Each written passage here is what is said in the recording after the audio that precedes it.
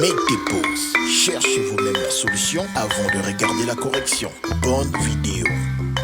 Pour l'exercice 145, intitulé compte en banque, on nous dit que Aïssatou dépose 5 000 € sur un compte en banque le 1er janvier 2019. Chaque mois, elle dépense le quart de ce qu'elle a sur son compte. Donc, on peut déjà surligner 5 000 € en banque le 1er janvier. Chaque mois, elle dépense le quart de ce qu'elle a sur son compte. De plus, le dernier jour de chaque mois, elle dépose 2 000 €. Donc, chaque mois, elle dépose 2 000 € supplémentaires sur son compte. On note UN, la somme sur le compte le premier jour du mois. N mois après le 1er janvier 2019. Première question, donner la valeur de U1. Donc, déjà, on peut remarquer que U0 est la somme sur le compte le premier jour du mois, 0 mois après le janvier 2019. Et comme on nous dit ici, elle a déposé 5 000 € en banque le 1er janvier 2019, ça fait bien 0 mois après le 1er janvier 2019. Donc U0 égale à 5 000, car Aïssatou dépose 5 000 € le 1er janvier 2019. Ensuite, on sait que chaque mois, elle dépense le quart de ce qu'elle a sur son compte. Donc, dépense le quart, soit un quart, reste le 3 quarts, soit 3 sur 4. Donc, il reste les 3 quarts de ce qu'elle a sur son compte, soit 3 quarts de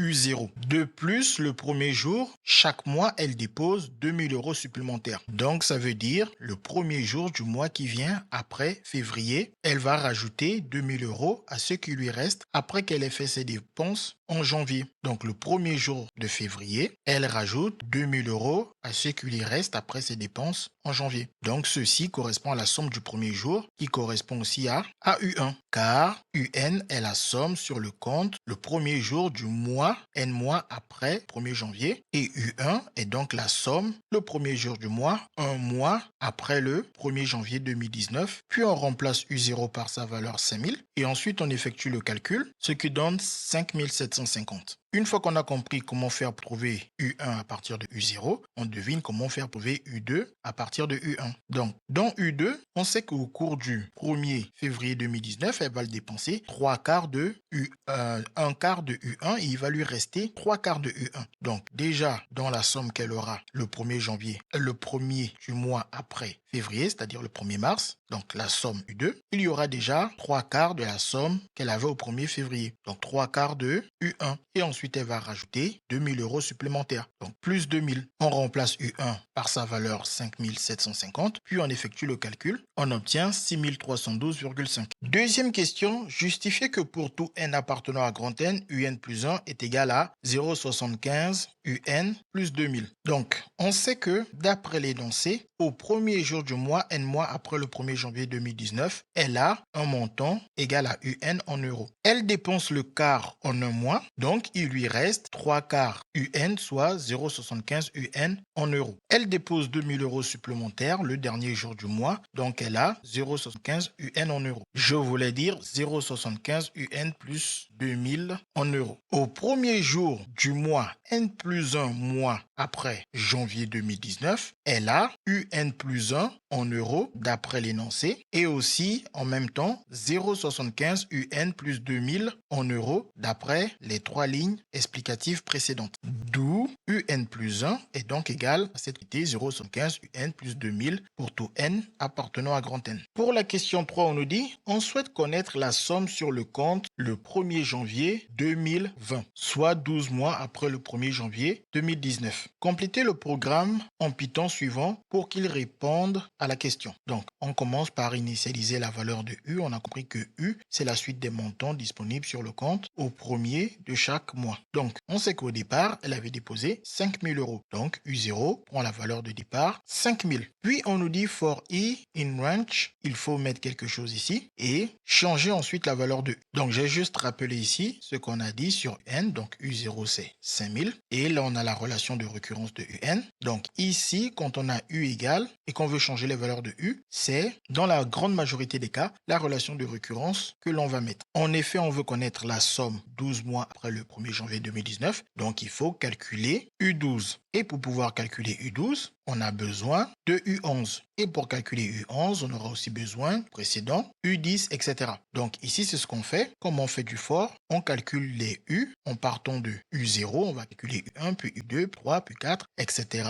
grâce à la formule de récurrence, jusqu'à ce qu'on atteigne U12 que nous cherchons. Donc ici, on met 0.75 U plus 2000. Attention à bien respecter U, ne pas du tout mettre du UN, parce que ici, nous sommes au langage Python. Et le langage Python, il a un code d'écriture très restreint, il n'accepte pas tout et n'importe quoi. Donc ici, on va pouvoir calculer tous les termes, mais il faut qu'on s'arrête à U12. Donc comme on dit pour I in range, il faut choisir une bonne valeur ici pour que l'on s'arrête à 12. On peut commencer par faire un test de dire que si on met par exemple 1 ici, on va calculer un nouveau U en utilisant U0. Et donc ce qu'on obtiendra c'est U1. Et comme on veut afficher la valeur obtenue, on doit afficher, bon ça c'est facile, on doit afficher U. Donc ici c'est U et donc on affichera U1. Donc si on met 1, c'est U1 qui sera affiché. Si on met 2, on passera une deuxième fois dans la boucle. Après avoir calculé U1, on reviendra calculer U2. Puis on affichera U2. Donc on comprend qu'en fonction du nombre que l'on mettra ici pour effectuer le dernier calcul, on obtiendra le U correspondant au dernier indice. Donc ici, juste un petit détail, un petit problème avec Python, c'est qu'il faut bien faire attention à ce que nous mettons ici. Parce que lui, Python, quand on lui écrit comme ça, range n, il part de 0 jusqu'à n-1. Donc si n vaut 1, il part de 0 jusqu'à 1-1, c'est-à-dire 0, donc il fait un seul passage dans la boucle. Avec n égale à 1, il renvoie alors U1. Donc si on veut renvoyer 12, on n'a qu'à écrire 12 ici. Il partira de 0 jusqu'à 11 et quand il s'arrêtera à 11, on aura bel et bien U12. Maintenant, si vous voulez avoir un peu plus de contrôle, vous pouvez utiliser cette notation pour aller de 1 à n. Comme ça, quand ça commence à 1, ça correspond bien à du U1. Ça passe à 2, ça correspond à du U2. Et ici, sauf qu'à la fin, ça s'arrête à n-1. Donc, si vous voulez vous arrêter à n, il faut rajouter un plus 1. Moins 1 plus 1, ça fait 0, ce qui laisse n. Donc, une autre réponse ici, ce serait de dire range 1,13. Comme ça, il commence bien à 1, mais il s'arrête 13 moins 1, c'est-à-dire 12. Donc, soit vous mettez range 12, soit vous mettez range 1,13. Et on obtiendra exactement le même résultat. Et les deux réponses sont bien évidemment correctes. Pour la question 3 petit b, on nous dit, à l'aide de la calculatrice, déterminer la somme sur le compte le 1er janvier 2019. Donc, attention à ne pas se faire avoir. Il ne s'agit pas de rentrer ce programme dans la calculatrice pour le faire fonctionner et obtenir le résultat. Il faut tout simplement utiliser la partie de la calculatrice qui permet de calculer les termes d'une suite. Vous allez sur votre calculatrice, par exemple la NumWorks, vous rentrez votre suite, puis vous affichez le tableau de valeurs et vous partez chercher la valeur de U12 et ensuite vous venez répondre à la question. Au 1er janvier 2020, elle aura environ 7 904,97 € sur son compte. Pour la question 4a, on nous dit montrer que pour tout n appartenant à grand N, UN est inférieur ou égal à UN plus 1. Donc ça, c'est déjà bien de comprendre que ça veut dire que la suite est croissante et que UN plus 1 est inférieur ou égal à 8000. Donc ça, c'est bien de comprendre que ça voudra dire que la suite est majorée par 8000. La suite est croissante et majorée, donc elle est convergente d'après le théorème de convergence de suite monotone. Donc une fois qu'on aura montré ça, on pourra en déduire la convergence de la suite. Donc lorsque vous avez des démonstrations comme ça à faire sur UN et que nous avons, d'après l'énoncé, formule de récurrence UN, ou plus précisément d'après les questions précédentes, on a déjà prouvé cette formule de récurrence. Donc, l'idée, c'est de démontrer ce genre d'inégalité en utilisant la récurrence. Donc, pour tout n appartenant à grand N, on nomme ce que l'on veut Pn. Donc, on fait attention à bien garder le même ensemble n appartenant à grand N. Initialisation, montrons que P0, c'est-à-dire U0, inférieur ou égal à 0 plus 1, inférieur ou égal à 8000, est vrai. Donc, je rappelle que le U0 s'obtient à partir de Pn en remplaçant tous les n par des 0. Et ici, comme 0 plus 1, ça donne 1, on va tout simplement écrire U1. Donc, U0 égale à 5000, on l'avait déjà dit, car c'est le montant disponible au 1er janvier 2019. Et U1, on l'avait déjà calculé à la première question. De plus, on sait que 5000 est inférieur ou égal à 5750, qui lui est inférieur ou égal à 8000. 5000, c'est U0, 5750, c'est U1. Donc, on obtient que l'inégalité, double inégalité qu'on veut,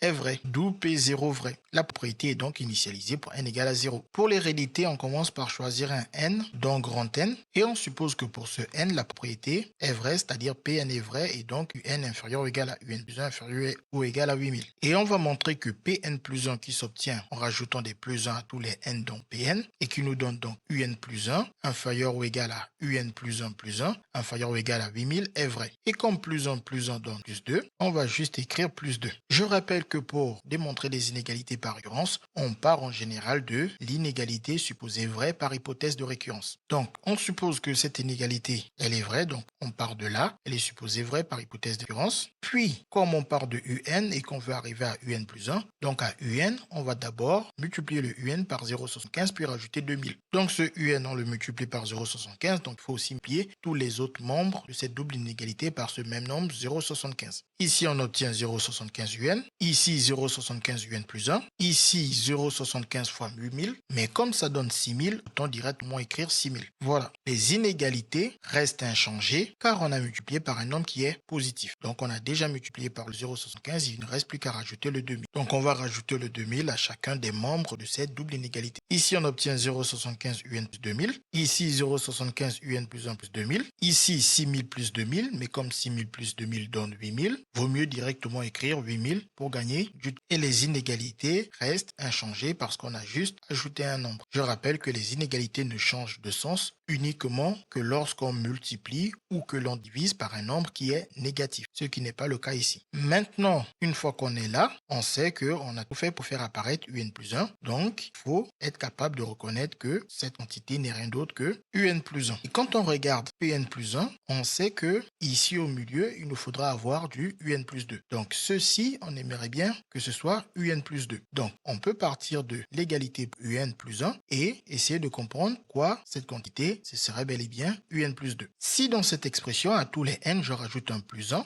à ce n et plus 1 à ce n, ici j'ai déjà bien 0,75, Un plus 1 plus 2000 ici au milieu, et ici j'ai un Un plus 1 plus 1. Et je sais que plus 1, ça fait plus 2, soit Un plus 2. Donc ici au milieu, j'ai bel et bien Un plus 2. Avec le 8000 et les inégalités qui restent inchangées, on vient de prouver que Pn plus 1 est vrai. Donc en conclusion, Pn est initialisé pour n égale à 0 et héréditaire. Donc Pn est vrai par récurrence pour n appartenant à grand N. Pour la question 4b, on nous dit, on déduit que la suite Un est convergente. Donc comme on l'avait expliqué au début de la question 4a, Un est croissante car Un est inférieur ou égal à Un plus 1 d'après 4a et Un est majoré par 8000 encore d'après 4a. Donc Un est convergente d'après le théorème de convergence des suites monotones. Pour la question 5, on nous dit soit Vn, la suite définie par Vn égale à Un moins 8000. Montrer que la suite Vn est une suite géométrique. Pour montrer que la suite Vn est une géométrique, il faut montrer que Vn plus 1 est égal à QVn. Cette question étant un grand classique, il faut bien la connaître et la maîtriser car elle apparaît facilement le jour du bac. Donc on veut exprimer Vn plus 1 en fonction de Vn. On a donc besoin déjà d'écrire Vn plus 1. Pour écrire Vn plus 1, on part de Vn et on rajoute des plus 1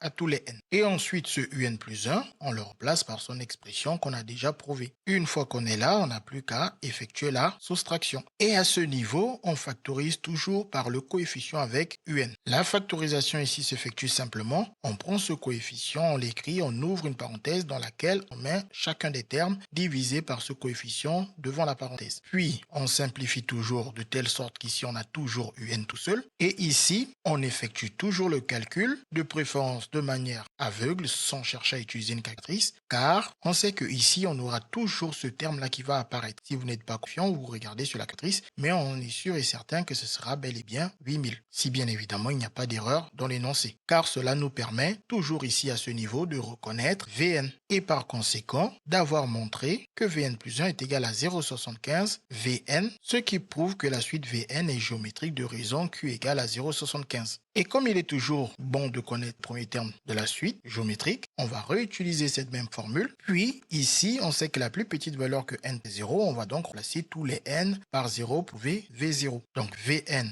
n remplacé par 0 donne V0.